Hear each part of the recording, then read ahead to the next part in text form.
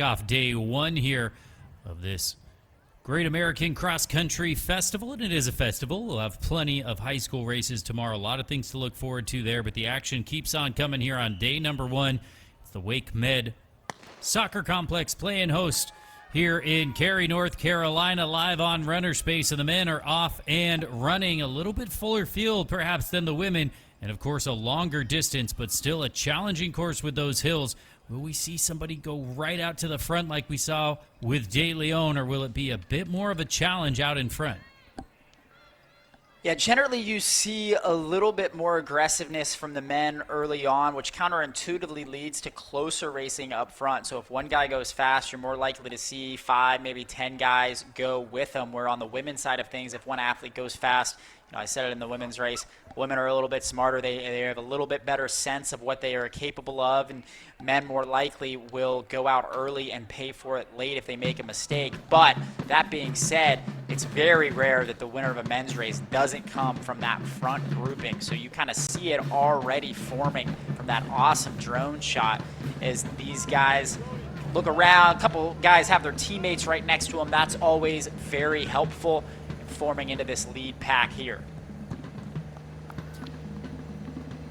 Well, and plenty of team running as well. Now, that did happen in the pack behind our leader. We just weren't quite privy to it other than those splits that we saw. But, boy, this could shape up to be a very, very good race out in front with maybe perhaps a little bit more drama in the lead packs here. But like you said, Hayden, a lot of these teams that know each other well, and there's a lot of familiarity here between these HBCU programs. Once again, this will be the course that will host the MEAC Championships later in the season, so familiarity all around, and already it's a different race than it was for the women. Yeah, a lot more pack running up front. I'd really keep a close eye on NC Central throughout this race. Obviously, their women's team just had a fantastic race, and that does a really good job of encouraging everybody. When anybody on the team has a good day, it tends to lift the vibes, if you will, of everybody. So when the women race well first, it always helps the men a little bit later. On top of that, the NC Central men just won the Wilmington Beach Blast weeks ago and were second at the MEAC champs last year. So they are a very good program. They know this course, and they're getting a little bit more familiar with it today as they prepare to race again at the MEAC Championships in a few weeks. The season feels long at the beginning, and then, boy, those weeks just fly by, and you look up, and it gets very, very close to conference championship season. And, again, Hayden, you can give the coach's perspective here, but you have to think, hey, as much as we worry about our individual results throughout the season, we kind of race into shape, all of the summer miles coming into play, but really at the end of the day, it's about those championships and the team running here. And I just think that coach is given some strategy that says, look, we need to run as a team here, get to know this course, and kind of, preview what we want to do at the conference championships. Yeah, I like that, and I think this is the part of the season where you're kind of battling two things. You're not going to get much better in the next 4 weeks, right? Most people have their conference championships in their 4 weeks. You're not going to get much fitter. Get a lot smarter in 4 weeks. You can learn a lesson and take that and maybe apply it differently in 4 weeks. But you have this kind of push and pull, and it depends a lot on the coach's philosophy and their point of view here. But everybody kind of wants to see what they've got right now. Everybody's feeling really, really good. They're starting to get a little bit nervous about that conference championship race. They want to just go out, run the best race they can, kind of put a fast time out there, make the rest of the conference nervous, and build their confidence. And some coaches love that. Some coaches really want their athletes to go out there, be aggressive, kind of set that mark. Other coaches want to be a little bit more conservative. They're saying, hey, 8,000 meters, that's a tough race. That beats you up. We do that every single week all season long, and we go out there and run 8,000 as hard as we can. We're going to be fried by the time we get to conference. So maybe we want to be a little bit more conservative, not show all our cards, keep that ace in the hole, run together as a team, be a little smarter, keep bringing along those underclassmen, teaching them how to run in the pack. And as we get closer to that conference championship, we know what we've got, but nobody else does. And sometimes that's a really nice secret weapon for these teams to have great conference weekends. Great point. I think as a fan, I watch these cross-country seasons, and sometimes you can learn a lot, and there's a handful of people we talk about and who make the headlines. Somebody runs fast or wins a big race, but I think so much more so than track because of the way that the qualification works. But you look at these teams, and you're exactly right, Hayden. You never know what coach is doing, and he might be saying, "Hey, hold back a little bit," or run as a pack. And we're clearly seeing this pack running here. We get these 2K splits coming up, but it's just so interesting to see how those cards get played. And I think especially at the conference level, because you don't have to qualify the same way you do for nationals, we might see some surprises at conference. Let's put it that way. Absolutely, and pay attention to this next minute or two of this race. We're into this very tough hill. Expect that lead pack to just start developing a little bit of gaps. You might lose an athlete or two here, maybe not quite on this lap around, but this will be a real insight to who is hurting this early in the race and who looks very strong. An athlete that looks strong around it right now, that's an athlete that you really want to keep your eye on. And you're right, Trevor, we will get that 2K split in a moment as well, but this is a really good indicator as you start to see a couple athletes losing a little bit of space on that lead pack. This is a really important part of the race. Got to be strong right now. See the timers, Matt, coming through. Emmanuel Pattyfoot of NC Central is the first one to cross it, but Franklin Kipchirchir, Benelli Cabela, Brian Kiprop, Roger Carrere of Virginia Union. So many athletes there, but Fayetteville State very, very well represented with all 5 of their runners within 3 seconds of each other. That's very good pack running. It's exactly what I was noticing as well, Trevor. Completely agreed. Now, here's the question, and we're going to find out in a moment. Are those 2, 3, 4, 5 guys, are they extending themselves to be in that lead pack? It's any of these guys in this 8,000-meter race, they can run with the lead pack for 2K. Question is whether they're making a mistake doing it up front or whether this is still within themselves, maybe at a threshold pace with room to cut down. And I think Fayetteville State just kind of eyeballing their guys, especially that top 3. 4, 5, we lost 5 a minute ago, 4 is right there. That top 3 looks very, very strong. Expect a good battle there, but I think 4 and 5 might have extended themselves a little bit. The question is, did they just kind of be cautious over that hill? Did they keep their heart rate low? Did they stay relaxed? Are they still going to have plenty of energy here for this next 6K? Because if you go out too fast in a 2K or in an 8K, if you go too fast through 2K, oh my gosh, does it hurt. And I'll be the first one to tell you, I was 5th place through the mile at an 8K, my first collegiate 8K, finished in about 160th in one of the most painful races of my life. 8K is a long way to die, as we used to say. Check out the athletic course tracker there. It is early goings. That's the difference. We see that 2K split. Well, for the women, that's just under halfway through that 5K course. But as you said, for the men, it is nowhere near. So they have plenty of running left to do as, 2, 4, 6, 7 of our athletes out in front. And you're exactly right, Hayden. You see Fayetteville State running together through that 2K now, starting to perhaps drop off a little bit. And we'll see a couple of these downhills coming up, that topographical map. So helpful in kind of visualizing where the race is and how it's playing out. But this pack running up in front is going to make for a very, very interesting kind of second, middle third, if you will, of this race. Yeah, this is one of those courses that kind of tells you how to run the race, especially on the men's 8K. So they go up that hill 3 times, right? We just saw it through the first time. Now they're kind of running downhill back into the woods. Nobody really pushed the pace the first time, and I've seen probably a dozen 8K races on this course, and they all kind of happen the same way. That first hill, it's kind of separates the real guys from the pretenders, and we saw a couple guys lose some pace off that pack. Some of those guys are now farther back. Some just lost a step or two and kind of got right back on.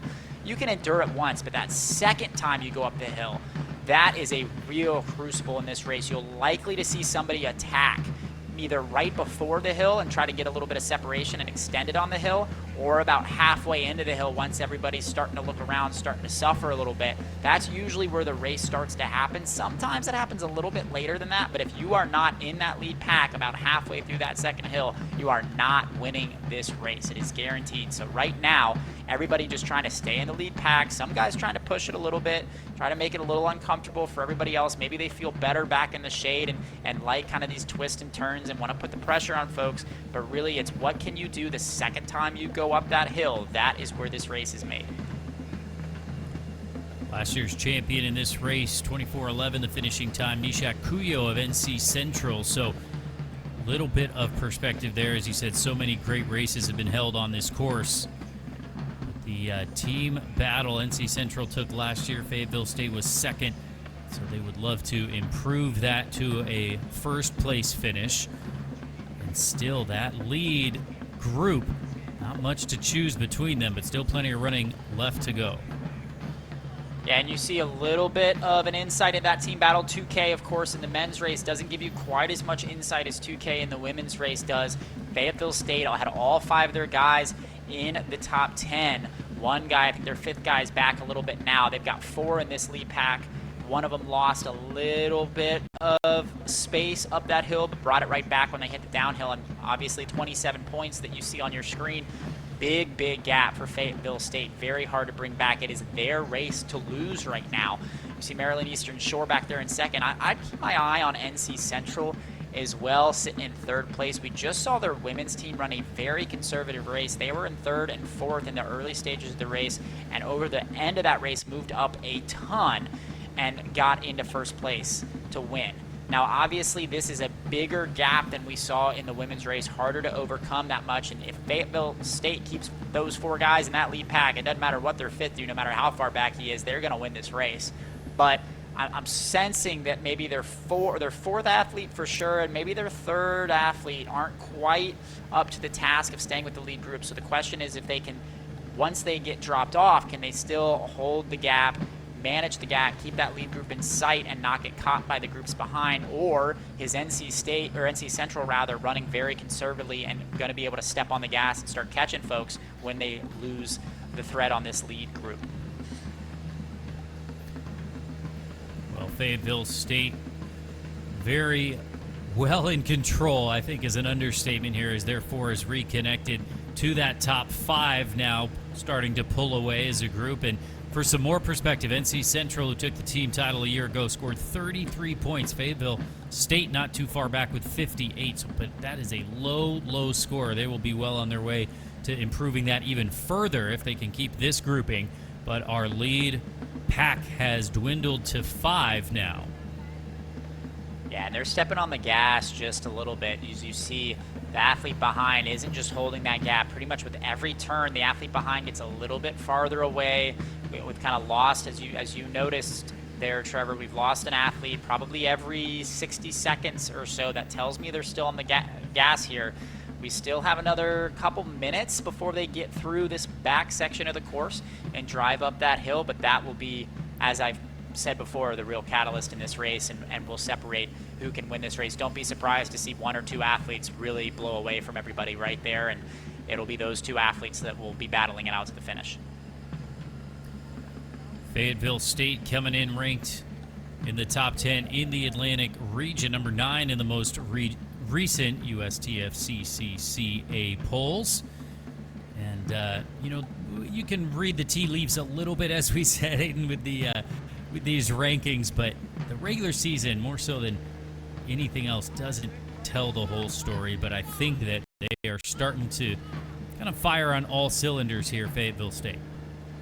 Well, they won their conference championships in 23, and I think these D2 schools especially, they always want, they just got a little extra chip on their shoulder when they show up and race D1 schools, and that gap has grown so small. It might not even exist anymore, depending on who you ask. Between D1 and D2, you get D2 athletes all the time that are some of the best athletes in the country and could absolutely whoop tail in Division 1. So these D2 athletes trying to prove themselves that just because they got a 2 next to the D, they are still better than some of these D1 schools, and they're trying to show that today. A lot of matching jerseys out in front. That's Fayetteville State running comfortably here with 4 in the top 5. Brian Kiprop is one to watch, as not much to choose still. He can throw a blanket over him, as we like to say, but we'll get our continued splits as we are progressing. Look at that course tracker once again as well. But Brian Kiprop, cheer up there. We've got Dominic Malel as well. I said 4, I think, but 3 of those athletes for Fayetteville. Still 3 in the top 5 is going to be tough to beat. Not unheard of, but really, really helps when your 3 come in with some low points. And this is that moment I was talking about, this really long, challenging hill. You see one athlete looking over his shoulder, kind of judging everybody around him. I would expect an athlete to make a move here, and you see they're starting to bleed. A couple athletes losing a little bit of space as they're really charging up this hill. They got about 100, 200 meters left of this hill, then that flat section up top. It's still hard to recover from, but you really need to either be in the lead pack or be right off of it and able to pull it back once you hit the downhill. As you're seeing, they're looking over their shoulder. They know this is the moment.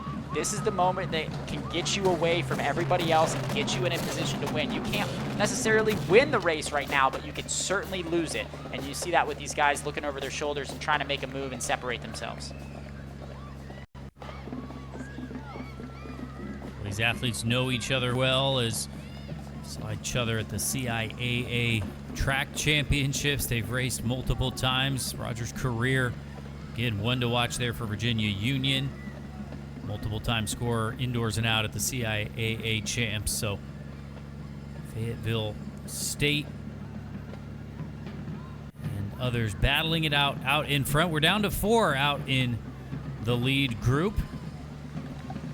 Yeah, no real big move, which is a little bit of a surprise. You saw the guys kind of looking at each other with about 200 meters left in the hill. Maybe no one really has the confidence that they can just blow away the rest of the pack. If you're Fayetteville State, you like this a lot. You got 2 guys in the top 4, no reason to blow it up, so that may be part of it as well. You like running together, you like running as a pack, but if you're Micabella of Maryland Eastern Shore, if your career of Virginia Union, if you're feeling good, you might have wanted to use that to try to break it up, get away from the Fayetteville State duo, and try to make a move. But I think just looking at the way that those guys were running, kind of sliding back and forth across the trail, looking at each other, trying to judge how everybody else is feeling, nobody quite feels good enough to make that big move from this far out, because it is still pretty far out. But crucial moments in the race coming up. And I feel like a broken record sometimes, Hayden, but, you know, it's just so much different than the track, because you have to take into account how the course plays out, not just where you want to make your move. It's not the same track, of course, like you would have in a longer distance race that's, that's on the track. So you have to say, here's where I want to make my move, not just the distance, but where you are on the course. Do I want to make my move on a slight downhill? Do I want to push hard on the uphill or around a corner to where I get a little bit of separation before they can see me again? So all those things come into play, but you're exactly right. Nobody has really broken that lead pack, but hey, that makes for great viewing as well. We're going to see a really, really fast finish, I think, from one of these competitors who's going to have to break away at some point here towards the end.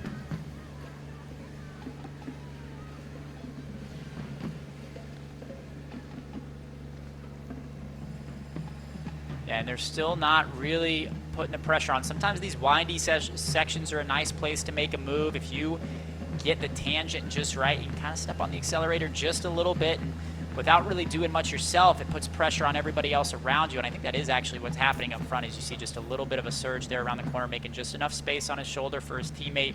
Perhaps the Fayetteville State athletes are saying, hey, we feel good, we can work together here. Let's start pushing some pressure on some guys so that when we get that hill, we don't have to work quite as hard to get away.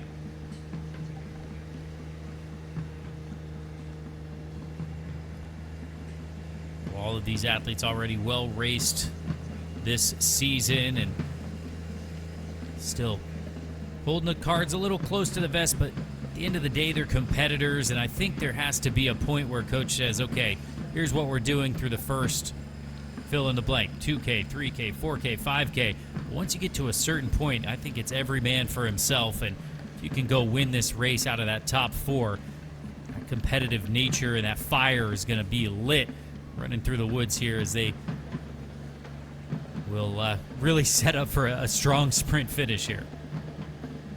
Well, you touched on it a little bit, Trevor, but there's really interesting team dynamics when you have 2 guys up in front. I've talked to Tyler Day, one of the top athletes at Northern Arizona when they were winning titles, about that dynamic when you're one of the best runners in the country, as Tyler Day was, but you're also one of the best teams in the country. So you kind of have to balance your own interest with the team interest. When you're one of the best athletes in the country on one of the best teams, and this is kind of what's happening with Fayetteville State. They've got a big lead. They've got 2 guys in this lead pack.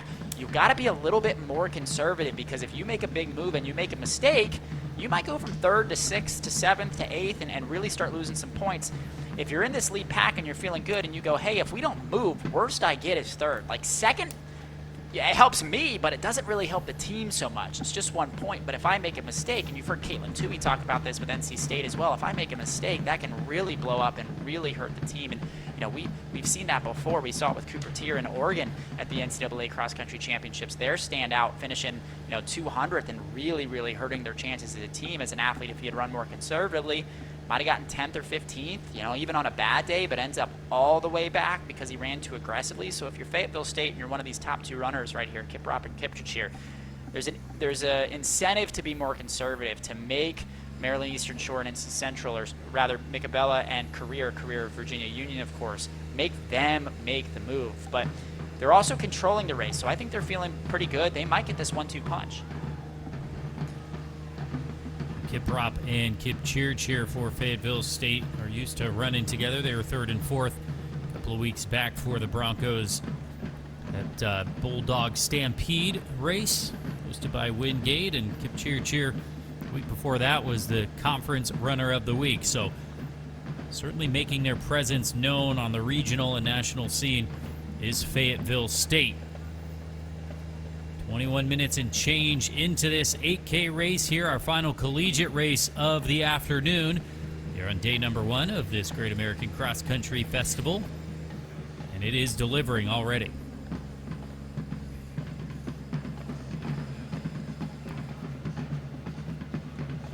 Yeah, Fayetteville State very much in control. We'll get those 6.2K splits in a moment. We're still waiting on a couple athletes to come through the 6.2K to get that up on your screen, but we do have 5 from Fayetteville State.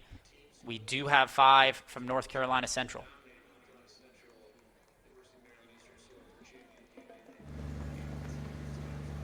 So back to our leaders now,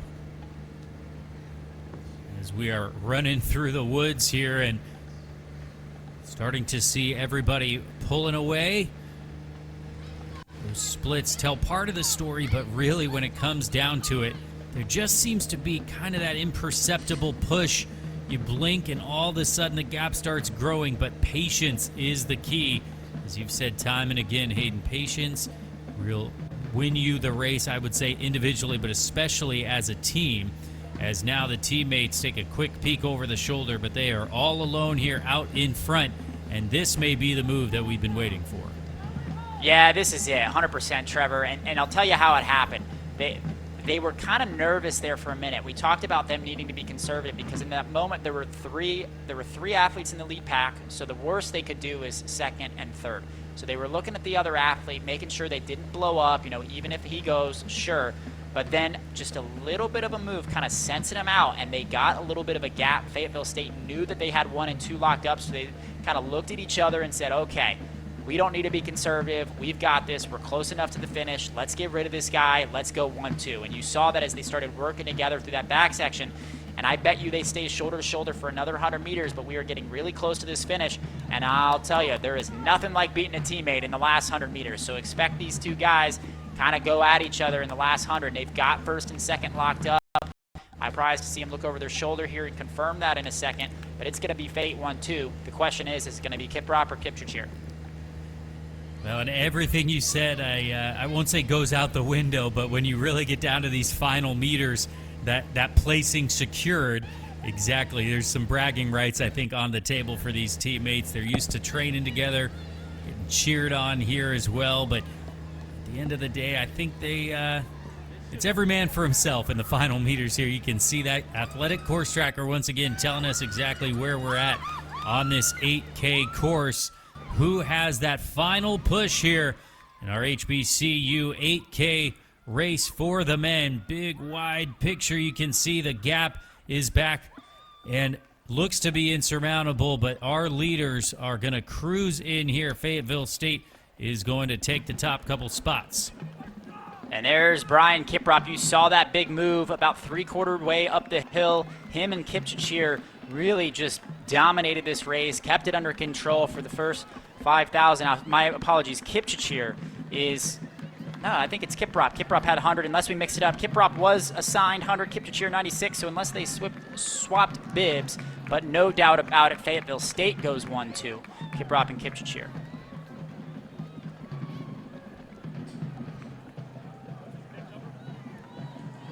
Benelli Cabela of UMES coming through for third, but look at the sprint finish here.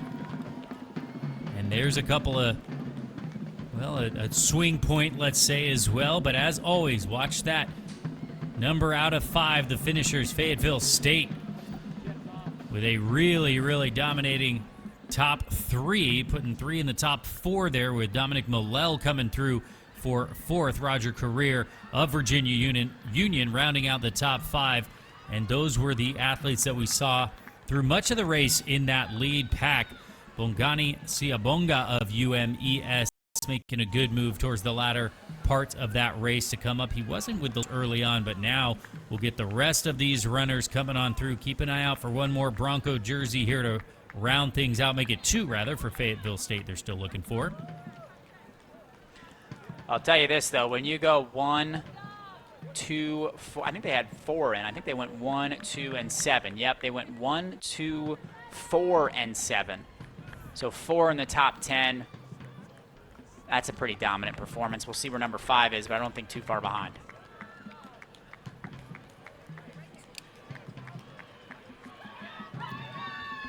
And their battle is going to be with Maryland Eastern Shore. Micabella, their top runner, finishes in 3rd.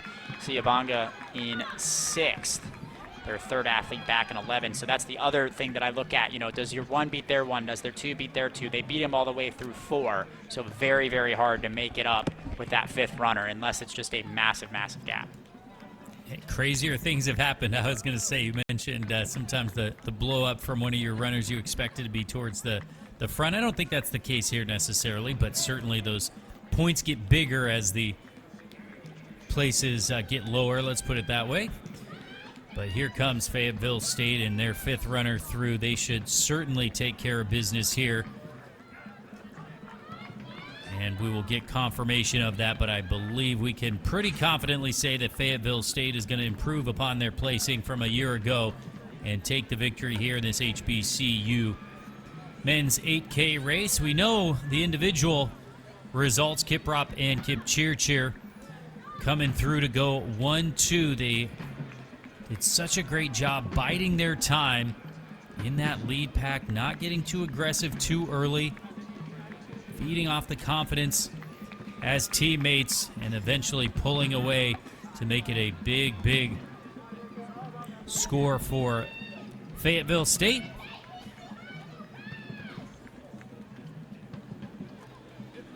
Get confirmation of the actual count, but again, pretty confident there that Fayetteville State is going to take victory. NC Central now with all 5 of their athletes through as well.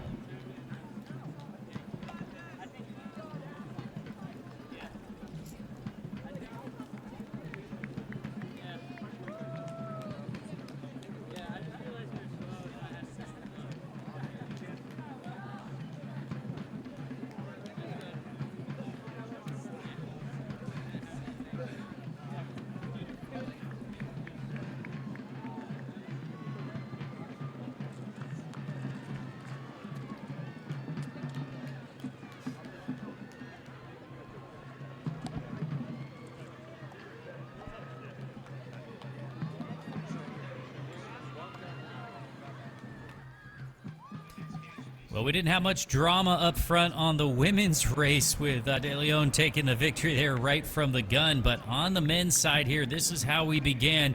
And early on, double-digit number of runners out in front. That slowly whittled itself down until all that was left were the matching jerseys of Fayetteville State.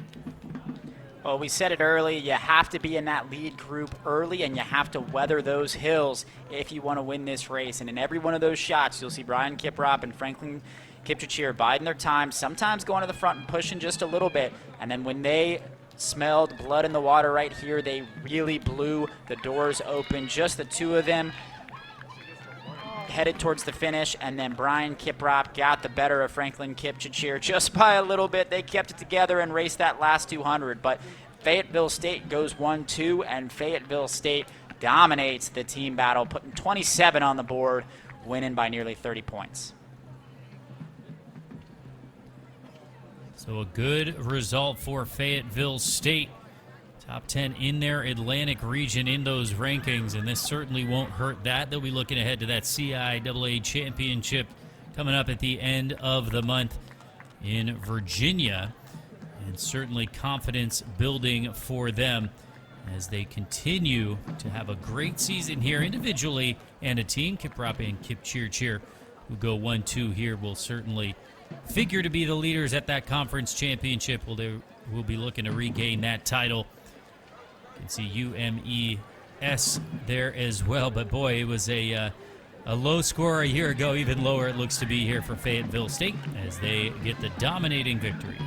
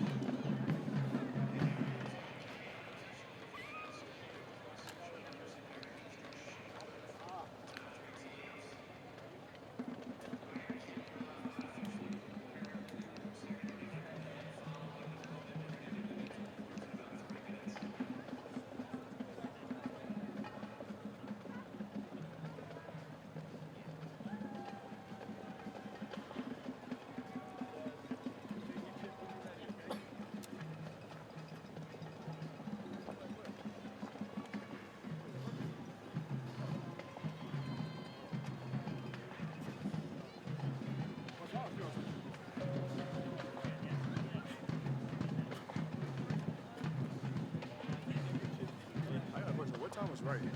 The ones on the side are the main one. Time because on the time on the side, the boss coming the hill, he said like 20 50. So I'm like, hey, I got to sub 30. But up here, the main screen says 32. So I just want to know, because usually sometimes the side, the main one is accurate.